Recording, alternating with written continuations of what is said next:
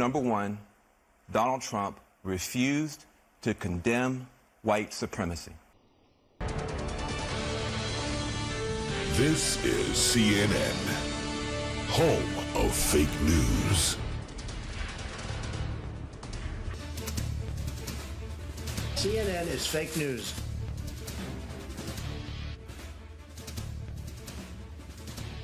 Number one, Donald Trump refused to condemn white supremacy. I denounce white supremacy, okay? You did I've 2 days denounced later. white supremacy for years. The mainstream media is rushing to Joe Biden's rescue. They insist that President Trump refused to condemn white supremacists. Are you willing tonight to condemn white supremacists and militia groups? Sure. Are you willing tonight to condemn white supremacists and militia groups? Sure. Number two, the President of the United States refused to condemn white supremacy. President Trump denounced white supremacy today. Our nation must condemn racism, bigotry, and white supremacy. Number three, the Commander-in-Chief refused to condemn white supremacy on the global stage. President Donald Trump signed a congressional joint resolution that condemns white supremacy, neo-Nazis, and other hate groups. So are you prepared right now to make a clear and unequivocal statement renouncing the support of all white supremacists? Of course I am. Of course I am. What do you think of white supremacists, by the way? I don't like any group of hate. Do you want white supremacists to vote for you?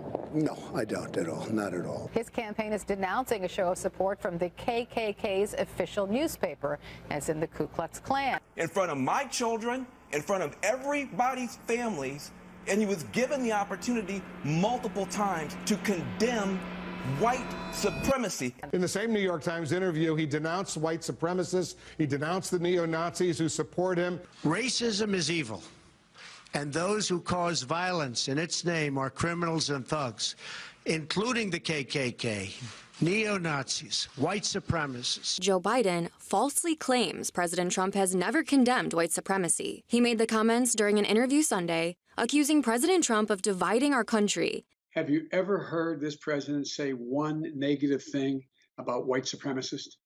Have you ever heard it? That's the reason I got back in this race, because of what happened in Charlottesville. I've condemned neo-Nazis.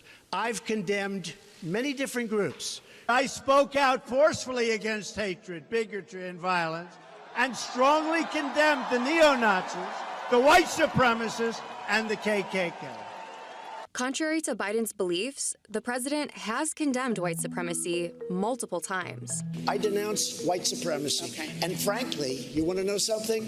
I denounce Antifa, and I denounce these people on the left that are burning down our cities that are run by Democrats. What's he say?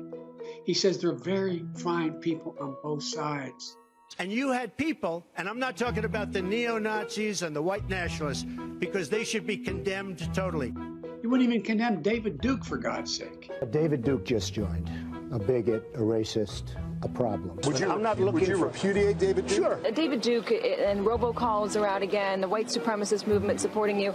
Do you have any words for that? Well, I disavow. David Duke endorsed me? Okay. All right. I disavow, okay? You wouldn't even condemn David Duke, for God's sake. I totally disavow David Duke. I've rejected David Duke. I've rejected the KKK, the Ku Klux Klan. David Duke announced his Senate candidacy, claiming your agenda. Are you ready before you ask the question? Newt Gingrich said every Republican should repudiate this guy no matter what it takes. And I do. Rebuked. Is that okay? Rebuked. Rebuked. Done. Done. In one voice, our nation must condemn racism, bigotry, and white supremacy. You wouldn't even condemn David Duke, for God's sake. David Duke is a bad person who I disavowed on numerous occasions over the years.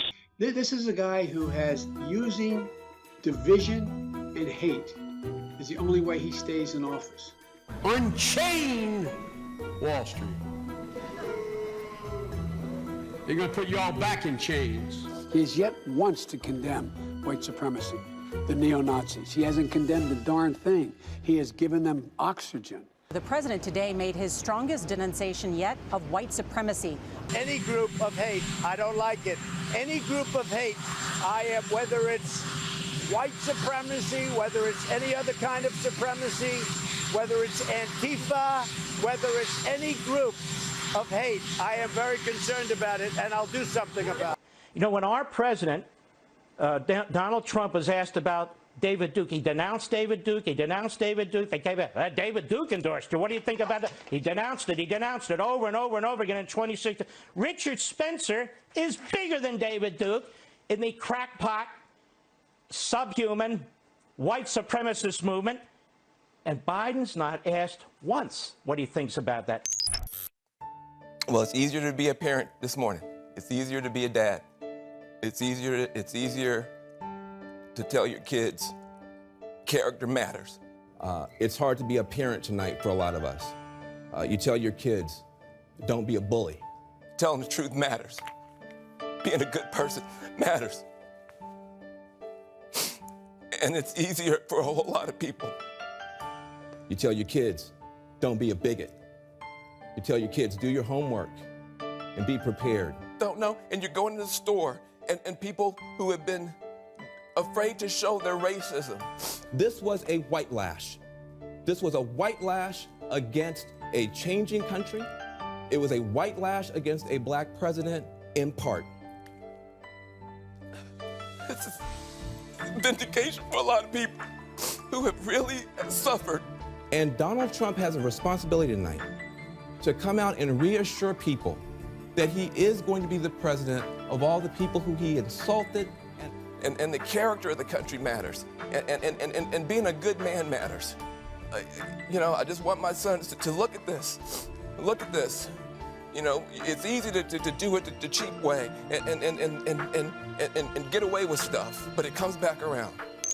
In a recent opinion piece on CNN.com, Van, you wrote, the police who killed Tyree Nichols were black, but they might still have been driven by racism. To the left, crime is a racist fiction. They simply do not acknowledge that it exists. And the biggest lie that defines the left today is that every disparity in America is a result of racism. Alternative explanations, such as the academic skills gap or cultural and behavioral differences, are not just not allowed, they'll get you branded as a racist. You believe this racial bias played a role in the officers' behaviors? Yeah, I do, because black people are at risk from police no matter what color.